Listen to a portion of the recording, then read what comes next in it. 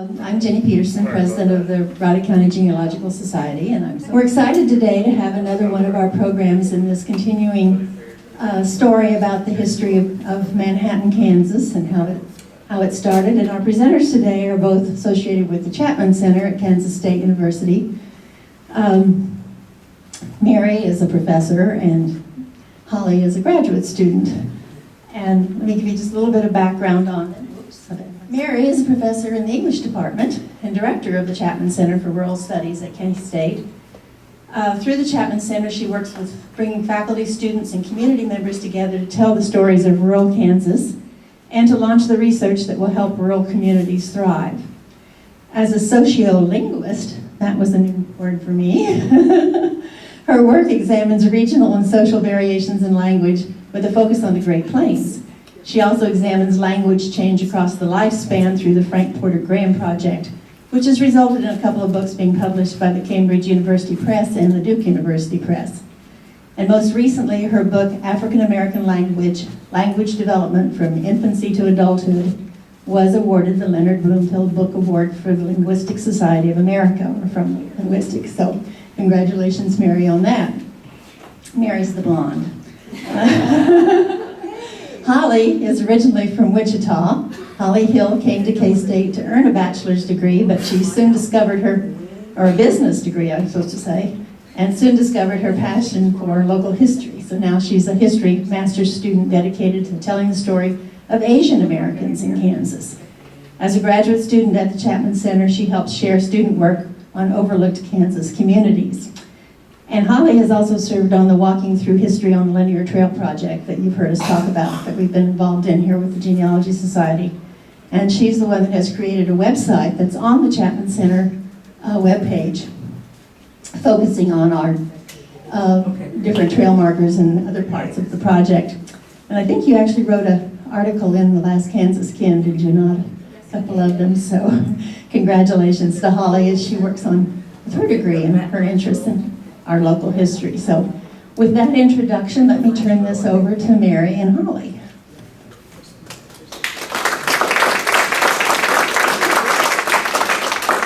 Thank you for braving the storm today. We're going to be talking about other people braving all sorts of other different weather conditions today as well.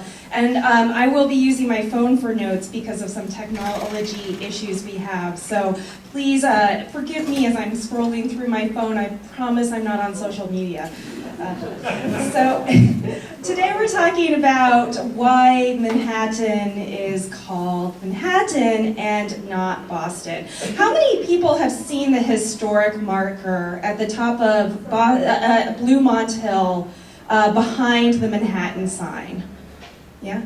So if you've gone up and taken that lovely walk, you'll maybe have read a sign that talks about how this settlement used to be called Boston, but after the stranding of the Hartford ferry, it becomes renamed. So we're going to walk through just a little bit of detail about how we went from being a town named Boston to a town named Manhattan.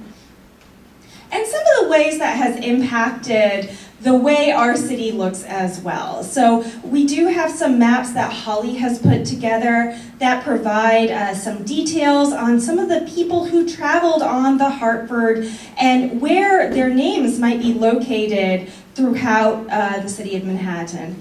But I want to start this story with this particular map here, because in the mid-19th century, the U.S. was a very interesting place to be. It was very much, we still were in a moment in time when the U.S. was very young and still trying to establish itself as an international power and as a recognizable nation. And in that process, while settlement on the East Coast had a significant time depth, that East Coast settlement did not extend very far into the continent. So when we look at a map like this from 1836, we see other nations over here. We see nations like the Osage Nation. We see nations like the Kansa Nation. And the U.S. was actively bartering and making treaties with these nations in order to get right of passage, and later on to have rights to be able to have citizens settle out here. And so we are right in the heart of this story here, where the US is pushing west and trying to make claims on these lands. And the story of the Hartford is very much at the heart of this matter. So why were people coming to Manhattan? Well, there were specific pieces of legislation and political movements that were encouraging people to come out in this direction. Probably most importantly, we think of the Kansas-Nebraska Act of 1854, which creates the territory of Kansas, and it undoes the Missouri Compromise, which opens up the question of whether or not Kansas is going to enter the Union as a state that allows slavery in their economy or as a free state. Now, meanwhile, treaties with the Kohns and Osage have restricted Native American nations to particular reservations to open up land for settlement at the same time. This creates a situation where you have individuals who are coming to Kansas, sometimes for ideals and sometimes for economic reasons. So there's a mix of motivations for moving out this way. 1854, 1855, we start seeing a lot of this movement happen. I want to point out here, as one of our historic markers indicates on the linear trail, that there was already a village located where modern Manhattan, Kansas is, and that had over 1,600 people in it. And this was a Kansa village in the area, the Blue Earth Village. And it's worth noting that Manhattan, it takes until 1878 before Manhattan reaches that same size. So I don't want to give the impression that this is unsettled territory, but what I do want to give the impression is how different it was in this landscape, in this moment in time when settlers were starting to come west here. So above here we have a drawing of the Blue Earth Village that was located around this area at that time. From the same time period, this is a picture of a building in Boston, right? So for contrast, what we see is Native American nations and cultures out here with complex trade and patterns, whereas on the East Coast, we very much have this Western culture, Western civilization vibe, and these worlds were very, very different, right? Into this picture, we start getting immigrants moving west. And perhaps most famous in Manhattan is Isaac Goodnow, who we've had programming. One of the talks in this series was on Isaac Goodnow. He strikes out as part of the New England Immigrant Aid Company in March 5th of 1855. So it's not a chance that this is right after the Nebraska Homestead Act. This is happening in direct conversation with that. And from what we know of the New England Immigrant Aid Company, what we see is this is a company that was very much dedicated to the Free State mission. So people were in a rush to get out here. Isaac Goodnow was rushing people to get out here because they wanted to make sure that they were able to vote in the first election and establish some precedent that Kansas was not going to allow slavery in this territory. Just a few months later, April 24th, 1855, the Hartford Steamboat departs under the Cincinnati and Kansas Land Company. So this is just a few months difference, but when we compare these two companies, what we see is a world of contrast. So when we think about the New England Immigrant Aid Society, these are the founders of the Boston settlement. They're coming out here for ideological reasons. They're anti-slavery, often pro-temperance. They're pro-education, pro-suffrage. So they were also key in voting for the women's rights to vote in the territory. And they were led by Isaac Goodenow, Joseph Dennison, and as you'll see, many of the names that we associate with structures and buildings and roads around Kansas State University, and that's not by chance, right? That's a reflection of this organization's values. About 50 immigrants came and made it to the Manhattan area, or left in April of 1855, and were on their way to this particular area. And that journey was quite a journey at that time.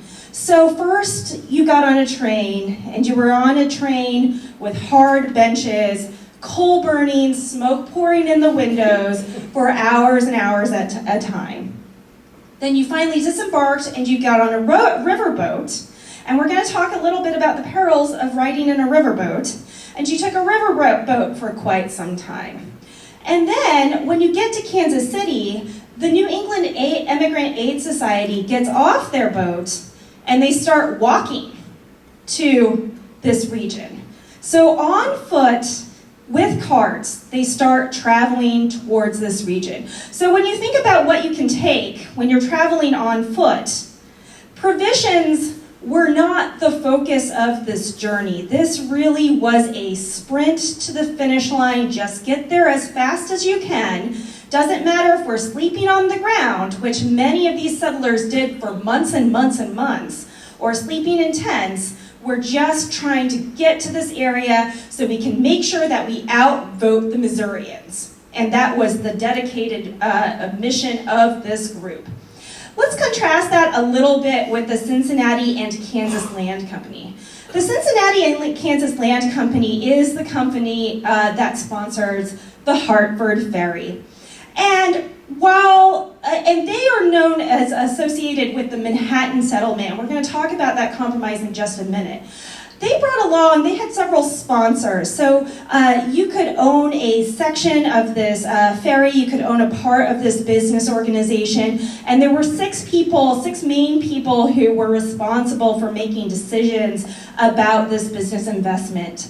Andrew Meade is oftentimes known as sort of the head of the operation, but there was also David Miller, Joseph Davis, John Vadier, John Pfeiffer, George Miller, and Hiram Palmer. And we're going to hear more about some of these individuals later. Now, this was a business proposition. And while these individuals oftentimes supported some of these positions, that was not why they were coming out in this direction. In the 1850s, if you could afford to buy a steamboat, typically you could earn back your investment with one trip. So steamboat commerce was extremely valuable, and it was a great business proposition. These individuals were interested in seeing how far west from Kansas City you could put an outpost to have trade. And their mission was to establish a town or a city at that farmost point where you could get a riverboat. Now, why would you want to do that? Well, let's compare what Isaac Goodenow's trip was like to what the Hartford Steamboat passengers, what their trip was like. I want to go over just a few of the things that the Hartford Ferry was carrying on its way to this region. We had 388 castings, 200 dogs of iron, 40 stoves, 10 refrigerators, 38 dozen chairs, 20 bureaus, 6 tables, 50 tin safes, 40 kegs of nails, 10 caskets of wine, 153 barrels of whiskey, among other things. There were also 10 to 15 prefabricated houses. I would like to remind you, What is an iron dog? That's a unit of iron. So the castings are to mold your iron, and this is the raw iron to be molded, from what I understand. I'm not really that knowledgeable about forgery or forging, as indicative by my lack of vocabulary around this.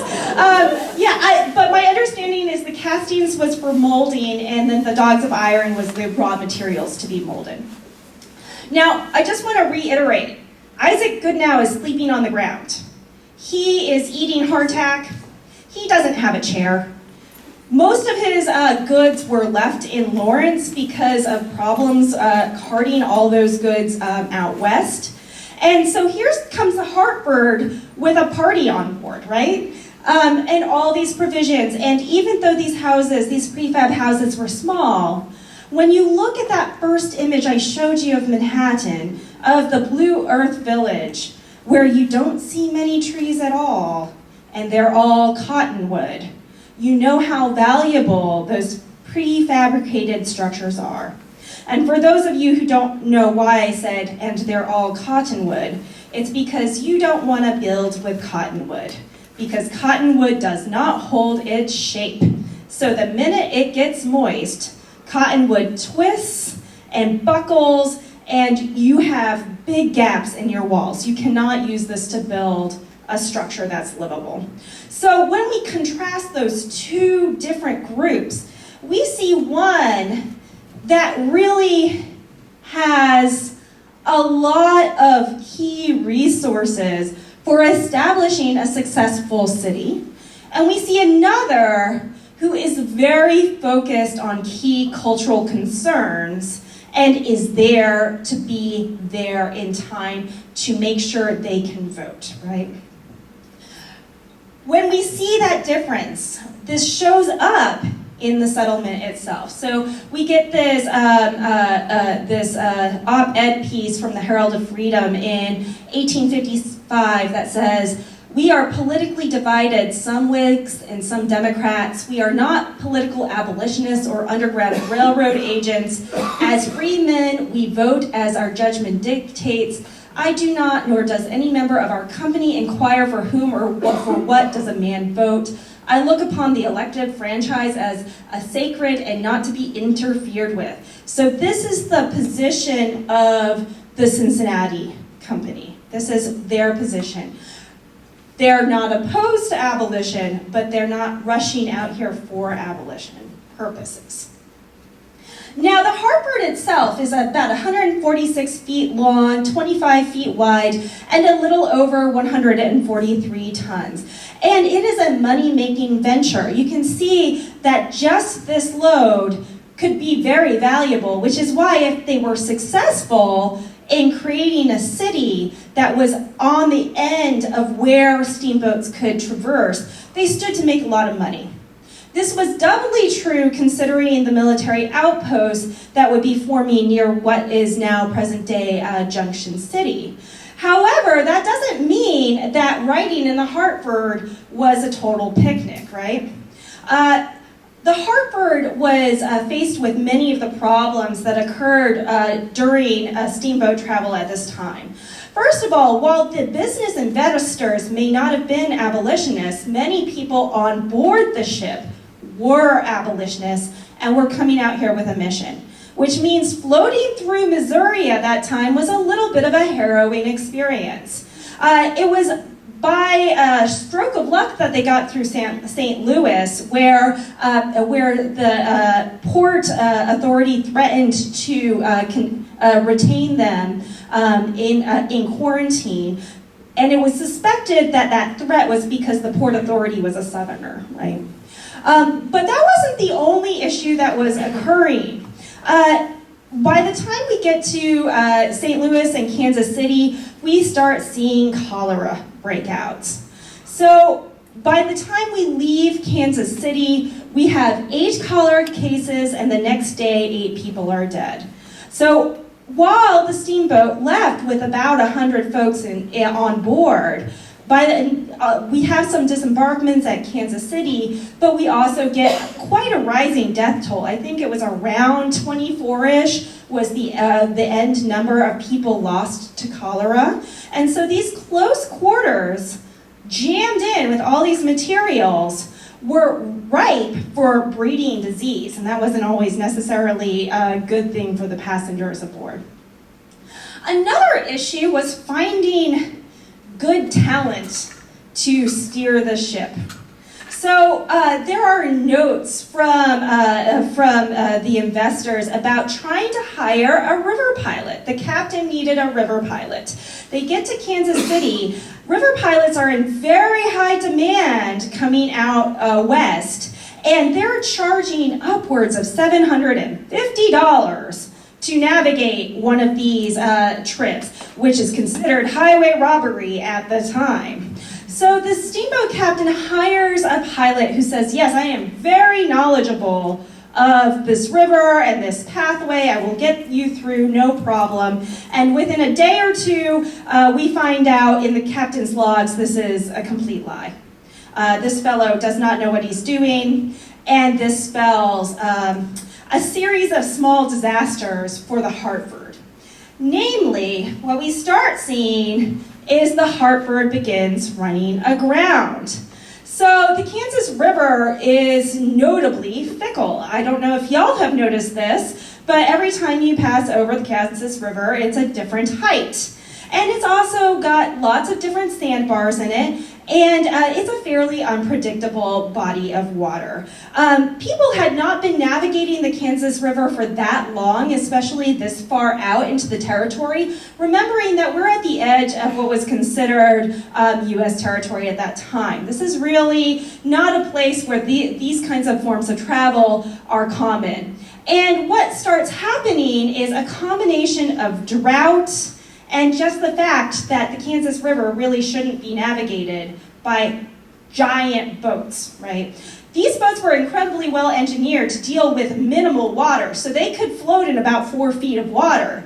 But finding those 4 feet of water consistently in the Kansas River was near impossible. The combination of cholera, tight quarters, bad travel conditions, and constant running aground led to frustration among the passengers, obviously. But the passengers weren't in control of where the ship was going. The ship was under an agreement by Andrew Meade and the other investors to make it to this town called Manhattan that they're going to install near what is now present-day Junction City. So without Andrew Meade and the investors say so, this trip just keeps on having to move forward. It's a kind of purgatory for those aboard. You get stuck, you sit, you wait for rain, it doesn't rain, you get free, you float a little further, and along the way, what we start seeing is towns are offering refuge. Lawrence says, come join us. Lawrence at that time is only 40 structures large. This is a tiny town at that point. Lecompton says, you should settle here. Topeka says, why not just stop? You're stuck already. But the passengers aren't in control of this. The business model is to make it to Junction City and set up this town called Manhattan.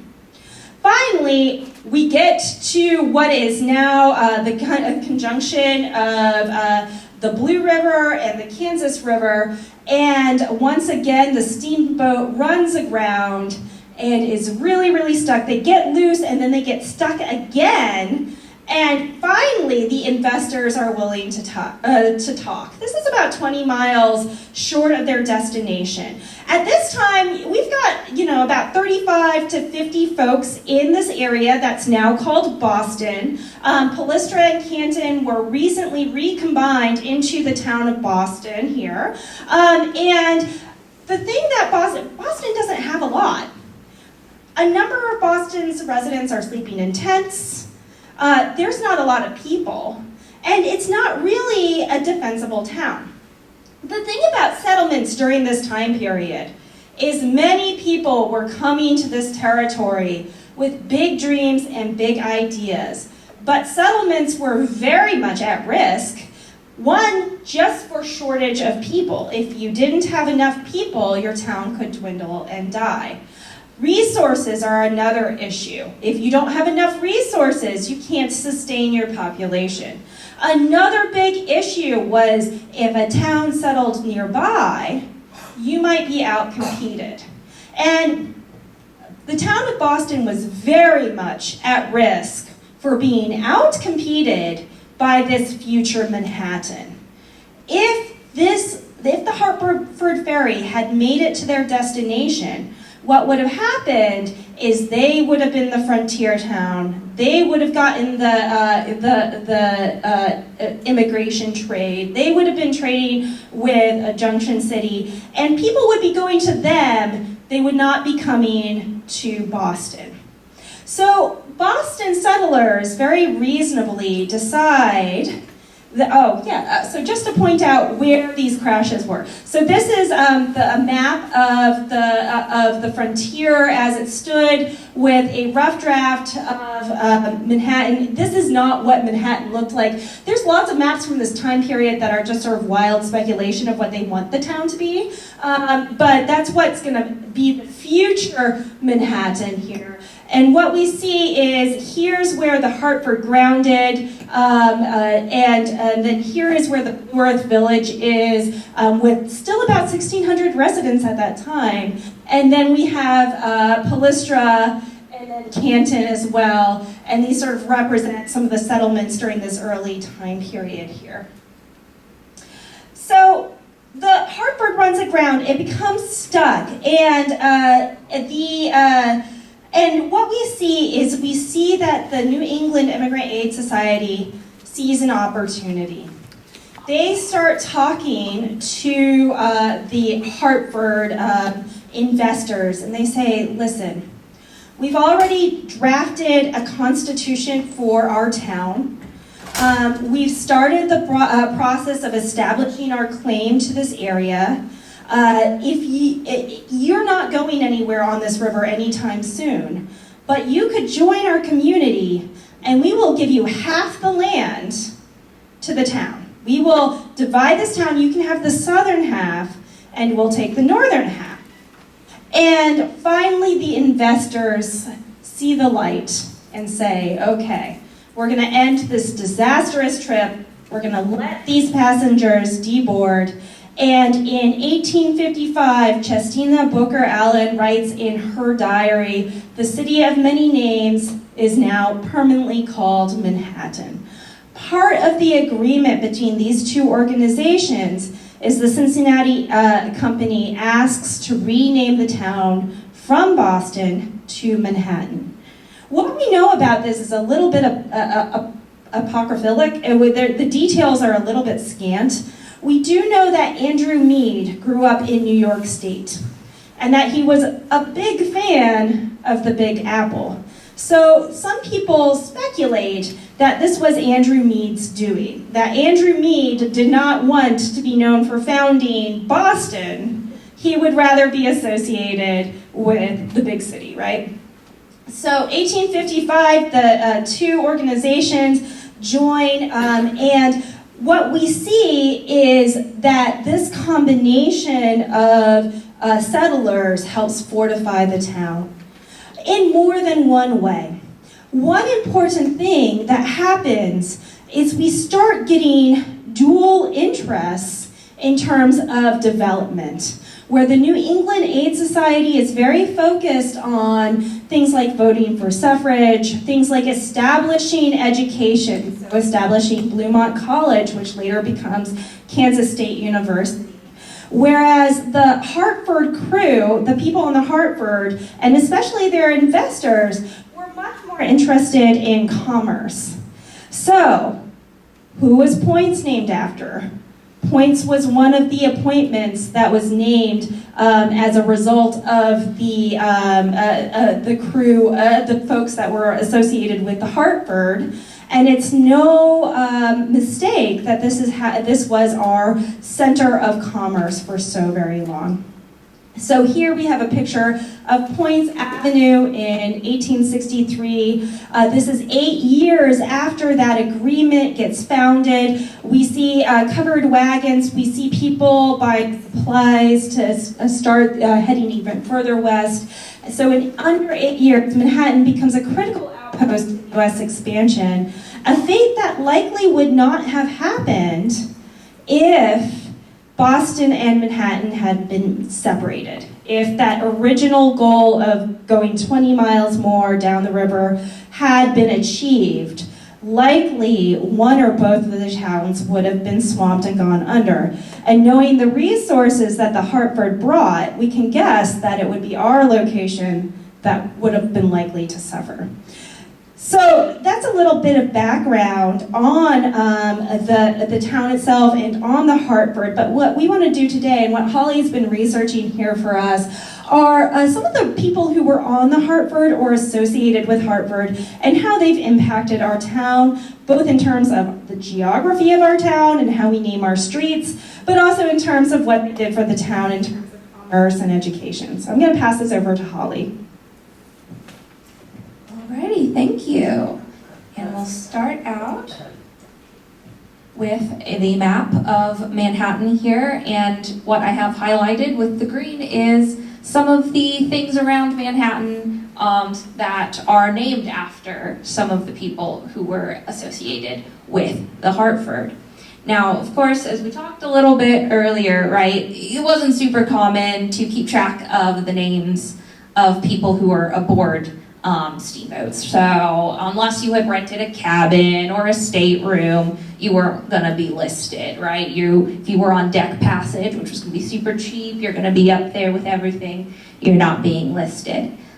So we don't actually know that full list of Hartford passengers. So that's why we have those estimates of around maybe 75 people. And of those roughly 75 people, maybe even up to 100, we only really know the names definitively about a dozen or so. And I'm gonna talk about some of the ones we do know, and because they're up here and they're named around town, I'm gonna talk about why these things got named after them, right? They were important enough to founding this community that they have all kinds of things named after them. All right, and first we're going to talk about Andrew Mead, who we've heard about a little bit already. And from looking at the map, you can see Andrew Mead doesn't actually have anything named after him around here in town, right? But he is one of the more important people in the Hartford. He's one of the leaders. He helps get Manhattan founded, so he plays a role in naming these kinds of streets, right? And so he's got to be here. We got to know why he named these things, right? So, as we said, he's from New York, and in adulthood, he ended up in Cincinnati, and he was quite the businessman. And he's remembered as having a social and hearty manner by people who knew him, right? And that's probably an important thing to have as a leader, as a businessman, that kind of charisma. Because he comes in later than some of these other people, than some of the other investors, right? And then he becomes one of the important members. And alongside John Pfeiffer and Hiram Palmer, he goes ahead of the Hartford and comes out here and tries to get everything ready for the arrival to Junction City area. That doesn't happen. And he wrote himself of some of the goals of the town, right? And so, of course, his goals in founding this town. And it was to attract the attention of capitalists and businessmen, and for the purpose of developing along these lines, that a company was formed at Cincinnati to transport passengers and freight from the mouth of the Kansas River to the head of navigation, and there establish a town, Manhattan. And 2 years after he helps found Manhattan, the town finally gets incorporated in 1857. And in 1857, he gets voted in as Manhattan's first official mayor once it's officially a town. And so he was also a businessman, right? So he wasn't just here in the name of public service and public good. He was also here to make money. And he did, right? And one thing he did was open a hotel. And he referred to it as, quote, a citadel of defense in the darkest period of Kansas history. And of course, at this time, this is mid-Bleeding Kansas. And while Manhattan isn't super affected by Bleeding Kansas violence, being super far out from the Missouri border, there's still some issues, right? There's still some claim jumping issues. There's still pro-slavery people around. So there is a little bit of conflict, just not to the level of violence we see elsewhere. And however impressive Mead's Hotel was, and it seemed like it was fine, right? People couldn't help but joke about him, right? A little bit in the newspapers, right? So right here we can see the hotel opening came with this announcement. And so Mead was known as General Mead. And when he opened the hotel, one of the locals pointed out, perhaps Colonel, or as nearly everyone here is a Colonel, General, or something. And that's not entirely wrong. A lot of the Cincinnati guys did have some fun titles. You had Judge Pfeiffer, who we later, but his son was also Colonel Pfeiffer. They all had a title. It's fine. And so after the Civil War ends, that's when Mead leaves Manhattan. And he goes to New Orleans, but then he goes back to New York, where he dies. And Mead's important to talk about, right? Because he is one of the brains behind Manhattan. And we're going to talk now about some of the people who also made this town happen and actually have things named after them. All right. So next, we can see up here, I'm going to talk about the streets, Vatier and Points. And Points Avenue, as we touched on, is named after a Colonel Points, who's one of the investors. And we don't know as much about him, but we do know more about Vatier. And we can see over there. So Vatier Street is named for Dr. John Loring Vatier. And he was another investor in the company. And back in Ohio, he was a super successful doctor. He was super involved in local politics. He was involved in the railroads. He was too busy, I guess, to leave Cincinnati, right? Because as far as we know, he never made it here. And neither did Colonel Points. But their money really helped make the Hartford journey happen. So, without their financial support, the next few families I'm going to talk about might not have made it to Manhattan. And first, we will talk about the Pfeiffer family. And we can see the thing named after them over here is Pfeiffer Lane, right next to Hartford Road. And so John Pfeiffer III is one of the original investors in the Hartford Company. And he joins Mead and Hiram Palmer going ahead. But Pfeiffer brings with him his family on this journey, right? So he brings his son, John Pfeiffer IV, his daughter, Sally, and then he also has a second wife and 2 stepchildren. All right, and so John Pfeiffer is remembered as Judge Pfeiffer, and he actually was a judge. That wasn't just a title he got, possibly like some of the other ones. And he earned this title in 1860 when he became probate judge of Riley County. And one funny story I saw was that a young local remembers seeing Judge Pfeiffer around town in his big cloak and wondering if one had to be that old to be a judge. And this was brought up in 1926. Yes. And he, another one of his big contributions is that he makes sure that Manhattan becomes Riley County seat. The other option was Ogden. And there was some election fraud involved in this vote. And Judge Pfeiffer oversaw this and was like, no. And so now Manhattan is, woohoo, county seat. Thank goodness. All right. But these guys are all so busy, right? And Pfeiffer's also one of the early store owners. He says he was the first, but there were plenty of others, right? And we can see some of his ads here, right? He sold all kinds of things, right? You can get your shoes, you can get your hats, you can get your bacon, all very important. And so yes, and he ran the store alongside his son, John, the Colonel. And another funny story, because there are so many funny stories about John Pfeiffer in the newspapers, was that one little girl remembers that, she remembers that they sold watermelons, and specifically watermelons, and that she remembers that John, the son, was known as Hand-Picked Watermelon John because of the way he kept yelling out for people to buy watermelons. What a legacy to have, to be Hand-Picked Watermelon John. If only we could all be so lucky to be remembered that way. But this was also remembered in 1926. All right, and so another thing, leave that there. So another thing is, these were two of the earliest postmasters. And so John was the first postmaster in 1856. He served for 4 years. And then in 1862, his son becomes the third postmaster. And we also can't forget Sally, right? So Sally does have some of her own claims to fame, aside from being the esteemed judge's daughter. So she is remembered as having the first marriage in Manhattan in January of 1856, although there is some debate about whose marriage was earliest in Riley County or the Manhattan area, but some people say it was Sally's to Thomas Platt. And then another is that, so when Manhattan gets incorporated in 1857, it is believed that her son was the first child born in the official town of Manhattan. But of course, there were some babies before. All right.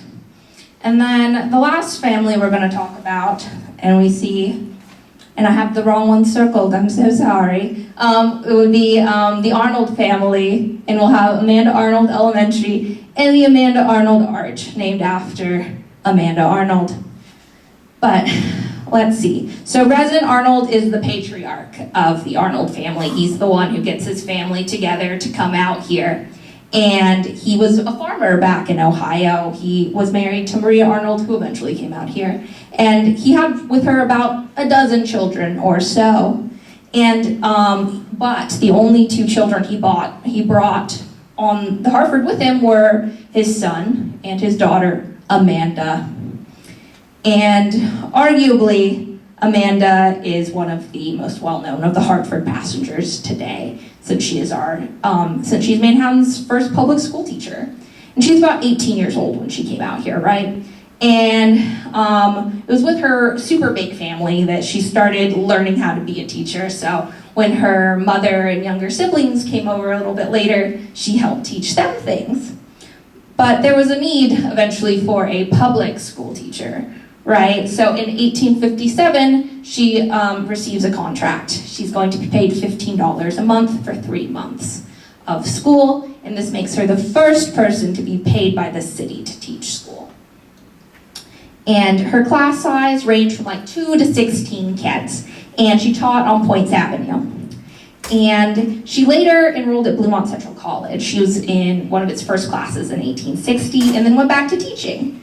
And she was a super successful teacher by all accounts, right?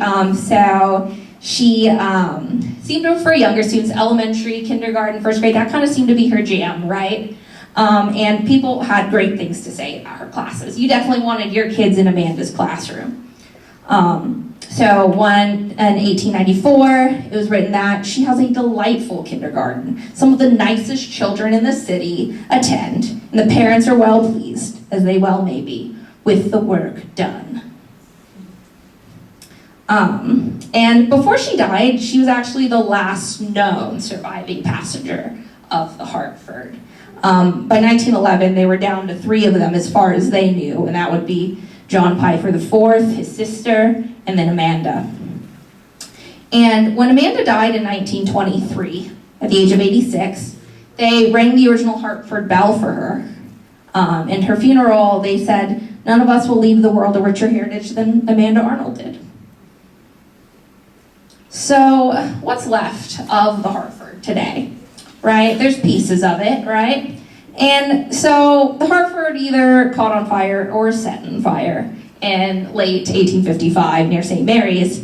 And so what's left of it you can see in the Riley County Historical Museum area. So we have Hartford Road, and then we have the Hartford House Museum just across the street from it.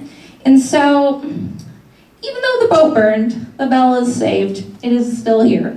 And it was put into the First Methodist Church in Manhattan, and then it got moved to the next one. And then when they eventually stopped using it as a real bell in 1939, it eventually ends up now in the lobby of the Riley County Historical Museum.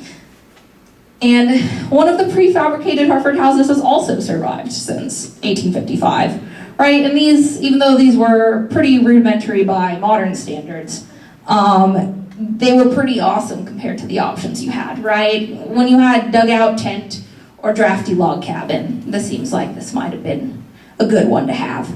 And they were also known as balloon houses, and they were made by a Cincinnati company. And these houses also weren't solely reserved for the use of Cincinnati settlers, right? Other people could buy them. So one of the New England immigrants, the Lovejoy family, they bought one of them and lived in it, and they had relatively good things to say about it. So Julia Louisa Lovejoy remembered that it came with better furniture than has been in our fortune heretofore to possess. So it was pretty sweet. And it was, and so even though it's now right next door to the museum, it was originally found on Colorado Street, and it was salvaged from a larger building it had been added onto. And we're like, oh my goodness, is that a Hartford house? It was, and so now we have it preserved. And so this is the legacy of what we have of the Hartford Steamboat to this day.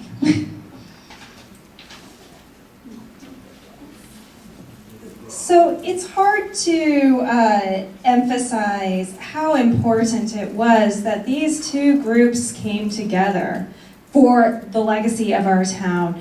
As noted in our introduction, when we saw the divvying up of what space would go where in the town, we saw that the Hartford Company received the southern half of the town, and then the New England Immigrant Aid Society retained the top half of the town. And we see that in the naming of our streets today. So when we see streets named like Seth Child, Marlatt, Denison, and Claflin, while not all these individuals were New England Aid Society immigrants, they were all connected to Isaac Goodnow in very important ways. When we see the legacy of K-State, this is a New England Immigrant Aid Society legacy. But then when we look at points, and we look at our commerce, that is so intimately tied with the passengers of the Hartford and with the Hartford investment that came with their settlement here. We have the fact that the Hartford came here to thank for our political standing as being county seat, and for a lot of our early politicians, our early judges, were all members of the Hartford. I think it's pretty valuable to note that what we saw here was a community that was built on compromise, where there was space for multiple visions to flourish, and that's been a real strength of our town. You'll notice in the beginning that I mentioned that several members of the New England Immigrant Aid Society were pro-temperance. And here comes the Hartford with 150 some odd barrels of whiskey and 40 caskets of wine. And yet these individuals could come together in a vision of what they wanted their city to be and find enough in common to make their community flourish. And I think that's a really fabulous message for us nowadays as we continue that legacy and continue building up our city.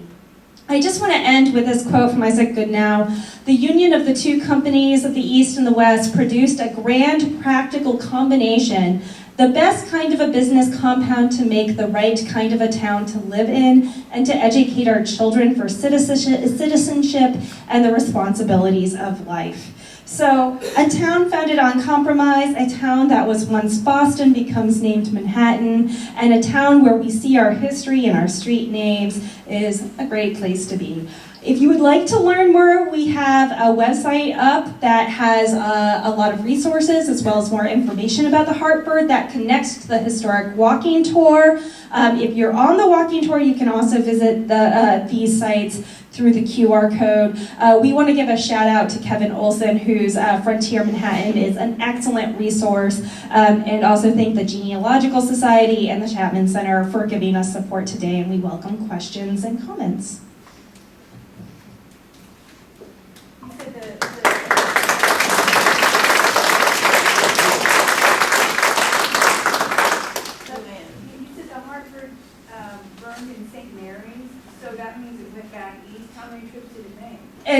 did not get farther than St. Mary's. So it turned around to go home and got stuck in St. Mary's, was stranded for quite some time, and then there's a bunch of speculation about how it caught fire, but yeah, it didn't make it that far. So the drought and the low water levels continue to be a problem. So the investors made out because Manhattan turned out to be a good prospect, but they did not make out on their investment with the Hartford itself, yeah. Any other questions? Thank you, Mary and Holly. This has been wonderful. You hear the story from different perspectives. You hear the story from different speakers and different perspectives, and everybody adds a little bit of a different nuance to it. So it's been very interesting to get this level of detail on what it really was like to be in those two different factions that came here to Manhattan. Thank you again for turning out today. So yes, you had a question? Yeah, I noticed your recording. Would this presentation be like on YouTube or anything? On the Chapman Center website. The Chapman Center website. Right. Okay. Oh, They've- some relatives that don't live here might be interested. They've been recording all of our Sunday programs, with the exception of last month when the camera was busy elsewhere, I think, as it turns out. But even that is going to have some interviews on the topic of the African American exodusters that came. So yes, all of our Sunday programs are up on the website. That's why you got a QR code and things to go to. But you can also Google it, of course, too. The Chapman Center at Kansas State University should have all of them.